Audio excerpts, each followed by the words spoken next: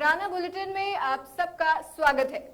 कुचामन शहर के समीप पांचवा रोड पर मजदूर युवक की करंट लगने से मौत हो गई तथा एक साथी मजदूर गंभीर रूप से घायल हो गया, जिससे इलाके में सनसनी फैल गई। मामला कुचामन थाना क्षेत्र के पांचवा रोड पर मारवाड़ा केसरी फिलिंग स्टेशन के पास का है, जहां एक मकान की छत पर निर्माण कार्य किया जा रहा था।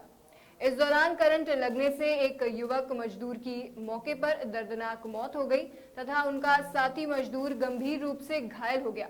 घटनास्थल से समाज सेवी परसाराम बुगालिया के द्वारा मिली जानकारी के अनुसार पंचवा रोड पर मारवाड़ केसरी फिलिंग स्टेशन पास विराट नगर कॉलोनी में एक प्लॉट पर मकान निर्माण के दौरान शुक्रवार को दिन में मकान की छत पर बिना सुरक्षा इंतजाम के अभाव में निर्माण कार्य चल रहा था। वहीं कुछ फीट ऊपर से 11,000 केवी विद्युत लाइन निकली हुई थी। इस हाई टेंशन लाइट के संपर्क में अचानक दो मजदूर चपेट में आ गए।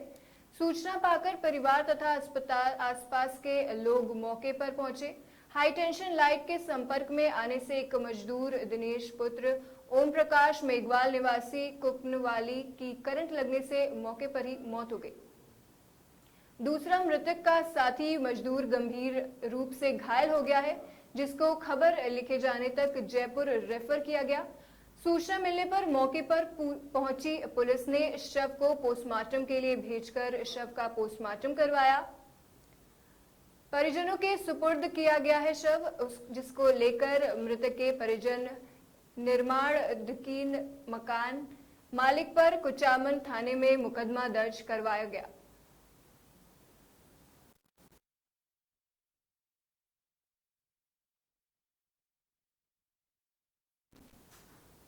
एक तरफ सरकार सभी सरकारी अस्पतालों में बेहतर स्वास्थ्य सेवाएं प्रदान करने का दावा कर रही है, वहीं दूसरी तरफ अस्पतालों में जांच की सुविधा और संसाधन की मुहैया नहीं हो रहे हैं।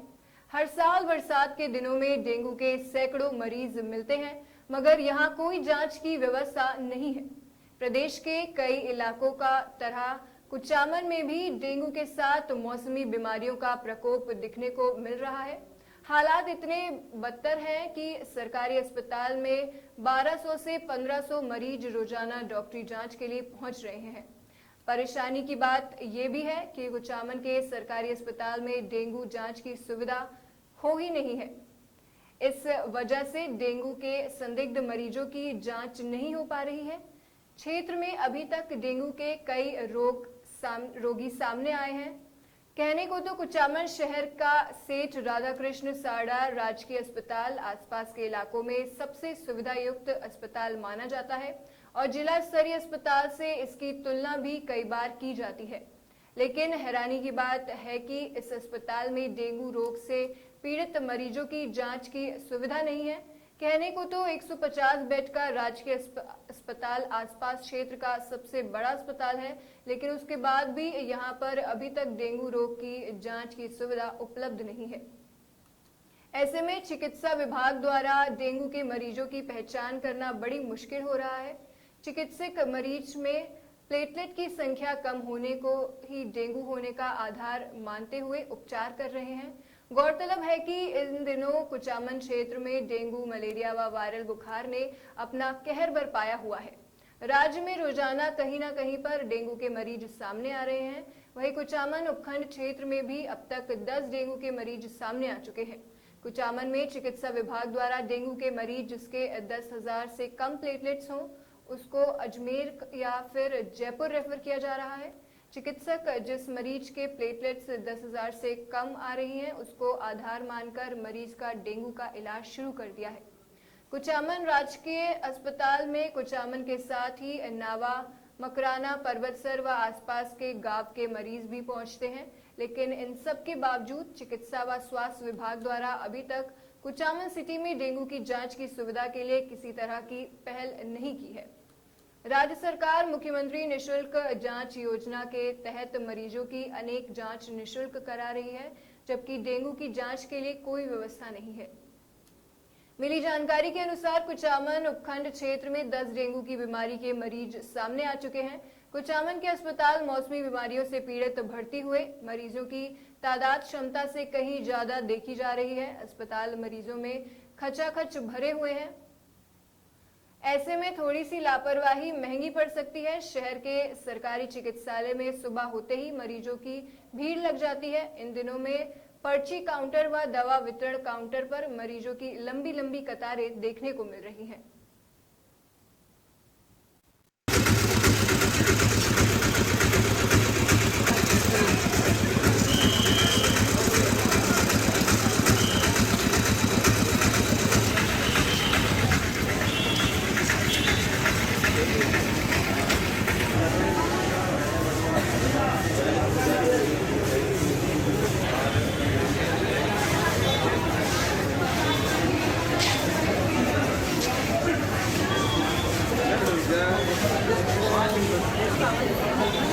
दवाई तो लेनी सर बस अगर बाकी है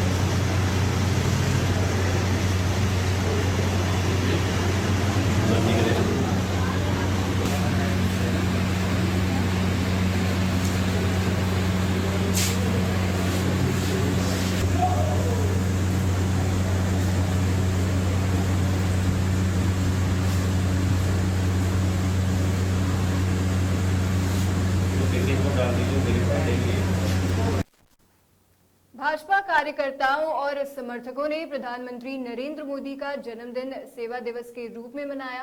पूर्व विधायक हरीश कुमावत एवं पूर्व विधायक विजय सिंह चौधरी के नेतृत्व में कार्यकर्ताओं ने गौशाला में गाय को गुड़ और हरा चारा खिलाकर जन्म दिवस मनाया।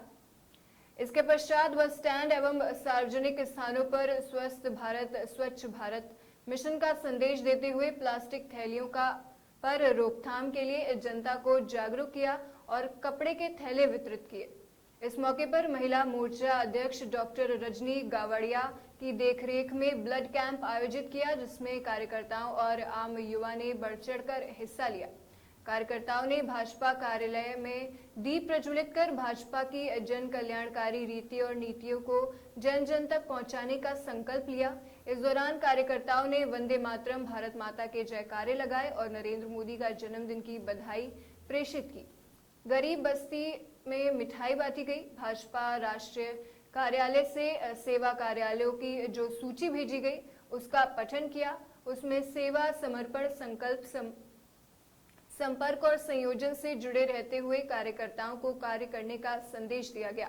इस मौके पर अनिल राणा, रजनी गावड़िया, प्रधान राजेश गुर्जर, सुरजीत सिंह, सरवन सोनी, बजरंग लाल गुर्जर सहित अनेक कार्यकर्ता मौजूद थे।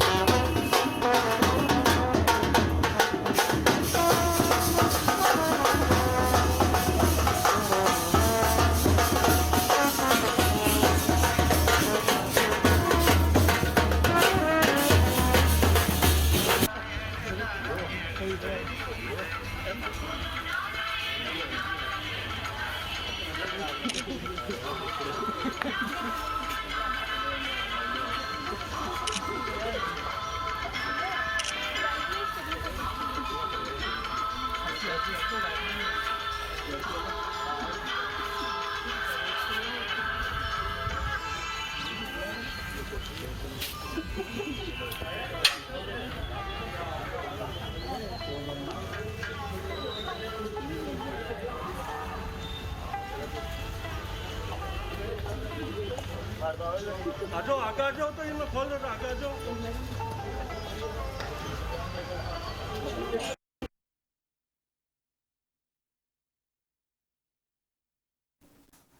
खबर नागौर से। राजस्थान के नागौर के लाल हरमेंद्र गोदारा जम्मू कश्मीर में शहीद हो गए थे। हरमेंद्र नागौर जिले के इंदास गांव के रहने वाले थे। उनकी शहादत की खबर से गांव में सन्नाटा पसरा है। शहीद की पार्थिव देह रविवार तक नागौर में उनके गांव इंदास पहुंचने की उम्मीद है। जिला सैनिक कल्याण अधिकारी नागौर ने बताया कि सेना में राजपुताना राइफल के नायक 32 साल के हरमेंद्र गोदारा जम्मू कश्मीर में दुर्गम क्षेत्र की ऊंची बर्फीली चोटी पर तैनात थे। बहुत ज्यादा सर्दी होने से सांस में दिक्कत आने के बाद 10 सितंबर को नायक हरमेंद्र गोदारा की हालत बिगड़ गई थी। इसके बाद उन्हें नीचे लाया गया और 14 सितंबर से चंडीगढ़ स्थित आर्मी हॉस्पिटल में उनका इलाज शुरू किया गया, लेकिन डॉक्टर्स की तमाम कोशिशों के बावजूद उन्हें बचाया नहीं जा सका और शनिवार को उन्होंने अंतिम सांस ली। इंदास निवासी बाबूलाल गोदारा के बड़े बेटे शहीद हरमेंद्र गोदारा के भाई मूलाराम गोदारा गांव में ही टेंट व्यवसाय का काम करते हैं। हरमेंद्र विवाहित थे और उनके 3 छोटे छोटे बच्चे हैं। बड़ा बेटा 7 साल, मंझला बेटा 4 साल और सबसे छोटा बेटा 9 महीने का ही है। करीब 5 महीने पहले किसी कार्यक्रम में शामिल होने के लिए हरमेंद्र गांव आए थे।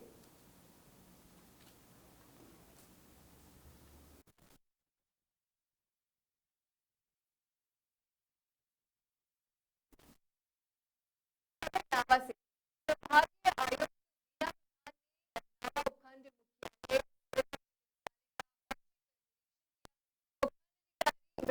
जाट ने बताया कि आयुक्त ने सर्वप्रथम नावा के सामुदायिक चिकित्सा केंद्र का निरीक्षण किया, जिसमें राज्य सरकार की कल्याणकारी योजनाओं के बारे में उपस्थित अधिकारियों से जानकारी प्राप्त की गई। इसके अलावा जननी सुरक्षा योजना, निशुल्क दवा योजना के तहत स्टॉक संबंधी जानकारियों से अवगत हुए। प्रधान ने बताया कि वर्तमान में मौसमी बीमारियों का प्रकोप है, इसलिए मरीज के लिए विशेष सुविधा प्रदान करें। प्रधान ने अस्पताल में निर्माणाधीन ऑक्सीजन प्लांट का भी निरीक्षण किया। इसी क्रम में सौभाग्य आयुक्त ने नवा उपखंड कार्यालय में प्रशासनिक अधिकारियों की बैठक ली, जिसमें आगामी प्रशासन शहरों व गांवों के संग अभियान के बारे में विस्तार से चर्चा की। बैठक में प्रिय शिविरों के लेखा जोखा के बारे में जानकारियों से अवगत हुए। आयुक्त ने बताया कि प्रशासन शहरों के अभियान शिविर में सभी अधिकारियों को आवश्यक तैयारियां करनी होगी। शिविर में किसी भी आम जन को परेशानियां नहीं हो, इसके लिए पहले से भी कार्यों के बारे में जागरूक करने के लिए तैयारियां करें। बैठक में तहसीलदार सतीश राव, वीडियो रामनिवास चौधरी, नावा पालिका अधिशासी अधिकारी सहित अनेक अधिकारीगण मौजूद रहे।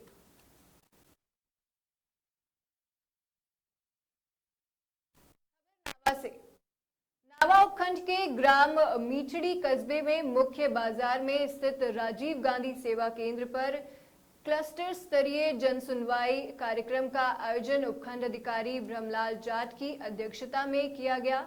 इस दौरान उपखंड अधिकारी जाट ने जन सुनवाई के दौरान ग्रामीणों द्वारा बिजली, पानी, सड़क, चिकित्सा आदि से जुड़ी विभिन्न समस्याएं रखी, जिसका उपखंड अधिकारी ने तुरंत संज्ञान लेते हुए संबंधित अधिकारियों के समाधान करने के लिए निर्देशित किया।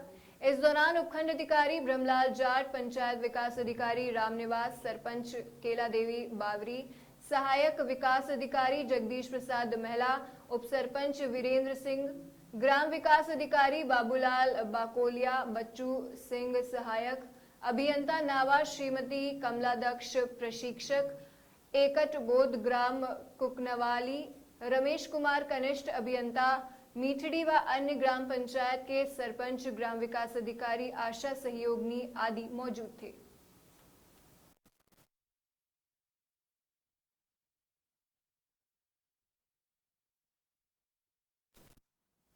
खबर कुचामन सिटी से। आज नागौर जिले के कुचामन सिटी में प्रधानमंत्री नरेंद्र मोदी के जन्मदिन पर कई कार्यक्रमों का आयोजन किया। इसी के तहत गर्भस्थ शिशु संरक्षण समिति ने HP काबरा गर्ल्स कॉलेज में प्रधानमंत्री नरेंद्र मोदी का जन्मदिन मनाया। इस दौरान समिति के पदाधिकारियों ने सभी लड़कियों को बेटी बचाओ बेटी पढ़ाओ अभियान के बारे में बताया। समिति के राष्ट्रीय मंत्री श्याम सुंदर मंत्री ने बताया कि प्रधानमंत्री नरेंद्र मोदी ने 22 जनवरी 2015 को पानीपत की धरती से बेटी बचाओ बेटी पढ़ाओ का आगाज किया था। इसके बाद बेटियों के लिए अनेक योजनाएं शुरू की गई। कार्यक्रम के बाद गर्भस्थ शिशु संरक्षण समिति ने भ्रूण हत्या रोकने के लिए एक रैली भी निकाली, जिसमें सैकड़ों बालिकाओं ने भाग लिया। जो बालिकाओं की हत्या है कि जिस प्रकार लिंग अनुपात की स्थिति अब चिंतित है, तब ऐसी चीजें अवलंबित जा सकता है।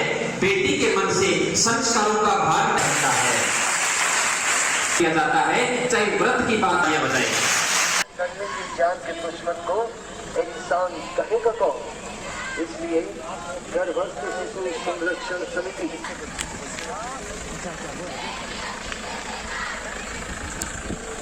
आज मोदी जी का जन्मदिन है, इसलिए उनकी जो अनेक योजनाओं में एक महती योजना है बेटी बचाओ बेटी पढ़ाओ।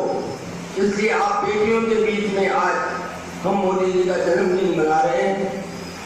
नरेंद्र जी मोदी ने बेटियों के लिए भी कुछ करने की योजना बनाई और बेटी बचाओ बेटी पढ़ाओ इस कार्यक्रम का जनवरी 2015 में पानीपत की धरती से आगाज किया। मैं गर्भस्थ शिशु संरक्षण समिति की ओर से आप सबकी ओर से नरेंद्र मोदी को धन्यवाद ज्ञापित करता हूं कि उन्होंने बेटियों के लिए कुछ सोचा।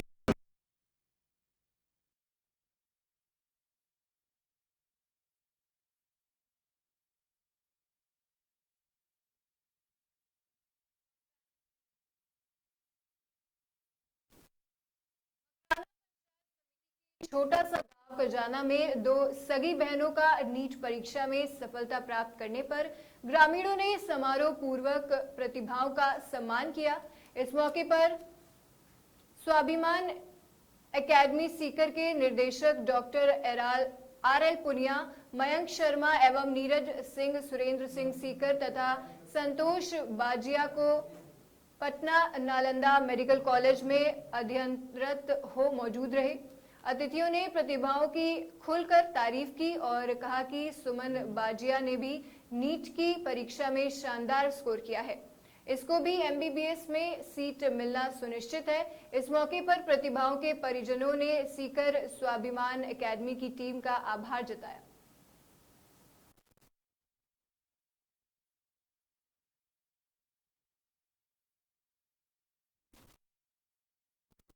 मकराना से भारतीय किसान संघ के बैनर तले मकराना अधीक्षक अभियंता को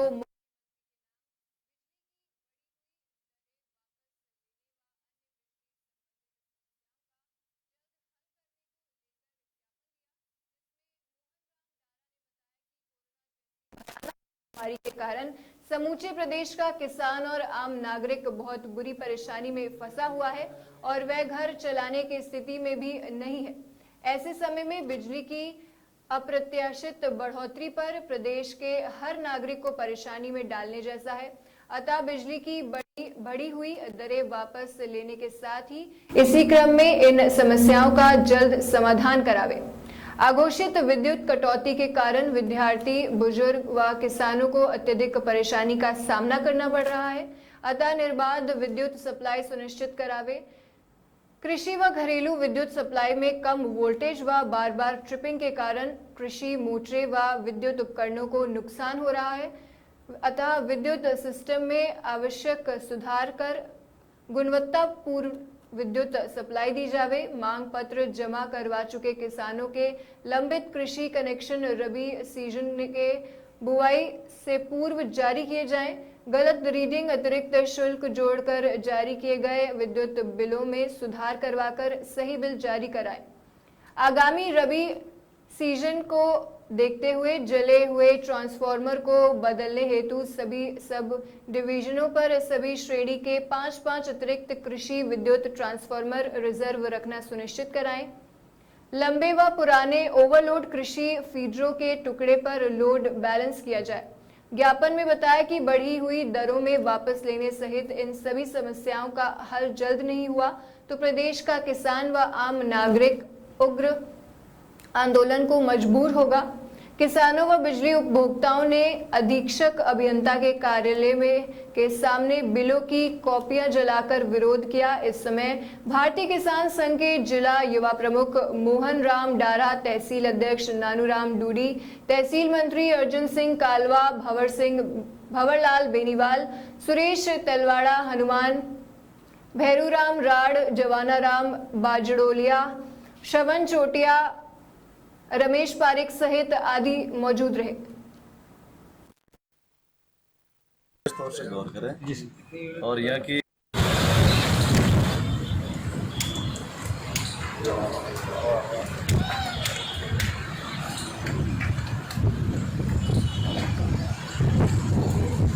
राजस्थान सरकार अत्याचारी,